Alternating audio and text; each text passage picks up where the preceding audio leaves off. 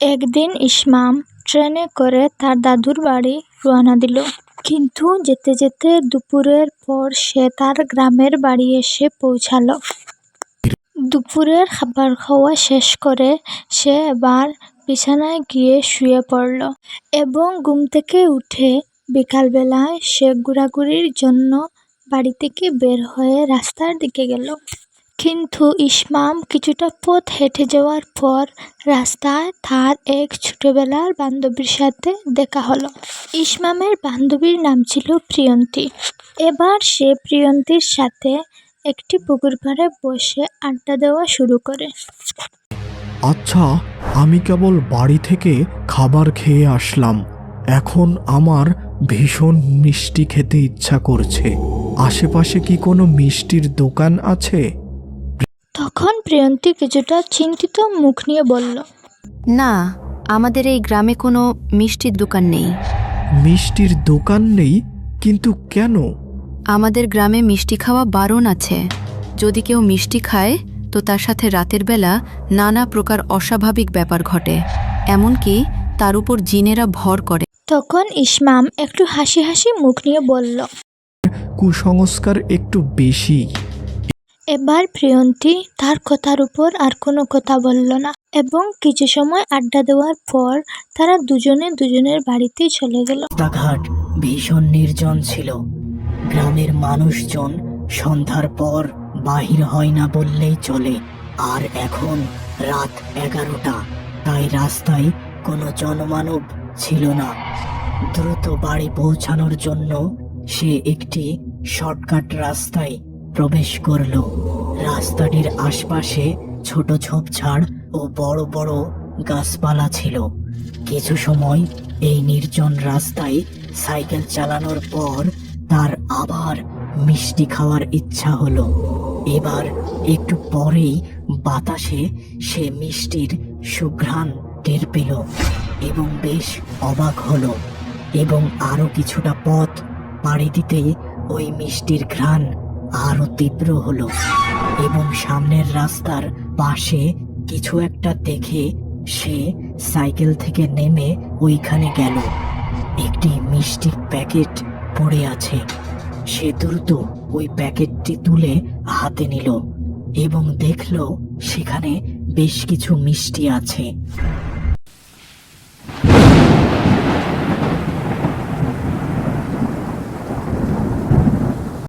অবাক হলো, তবে পরক্ষণেই তার মনে হলো, আরে হয়তো গ্রামের কোনো মানুষ এই পথ দিয়ে যাওয়ার সময় তার কাছ থেকে এই মিষ্টির প্যাকেট পড়ে গিয়ে থাকবে। সে আর কোনো চিন্তা না করে একটি মিষ্টি মুখে পুরে দিল। এবার ওই প্যাকেট থেকে বেশ কিছু মিষ্টি খেয়ে সে আবার দাদির বাড়ির দিকে রওনা দিল। কিছু সময় পর হঠাৎ সে তার সাইকেলের পিছনে বেশ ভার অনুভব করলো। মনে হলো কেউ যেন তার সাইকেলের পিছনে উঠে বসেছে। সে সাইকেল থামিয়ে পিছন ফিরল, কিন্তু একই একটি সাদা শাড়ি পরিহিতা মহিলা রাস্তার মাঝখানে দাঁড়িয়ে আছে। এত রাত একা একটি মহিলা এখানে কি করছে? এবার ইসমাম বেশ ভয় পেল এবং দ্রুত সাইকেল চালানো শুরু করলো।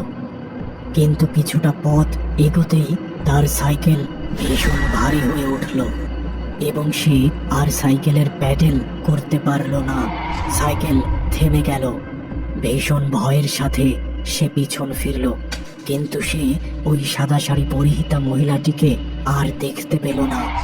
রাস্তাটি ছিল একেবারে সোজা, তাই ওই মহিলাটি দেখতে পাওয়ার কথা, কিন্তু রাস্তায় কাউকেই দেখা গেল না।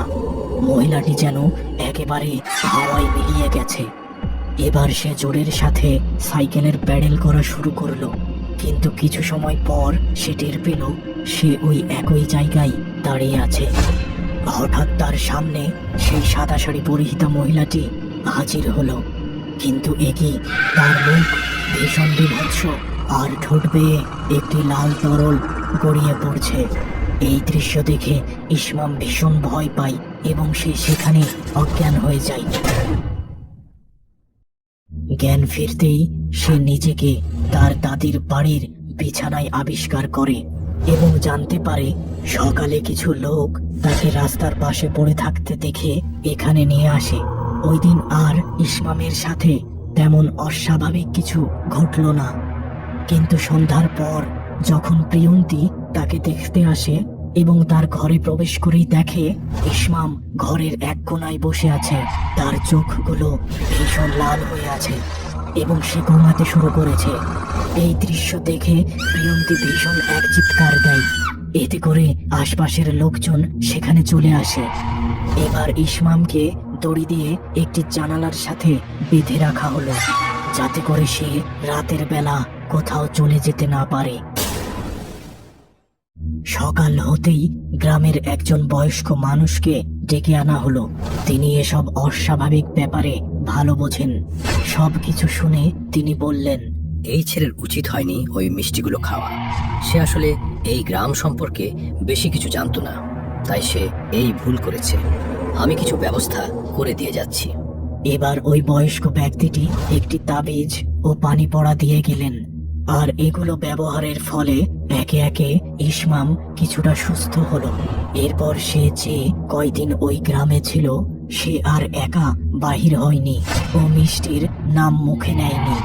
তবে সে তার নিজ বাড়ি ফিরে যাওয়ার পরও আজও সে মাঝে মাঝে তার ঘুমের মধ্যে মিষ্টির সুঘ্রাণ টের পায়।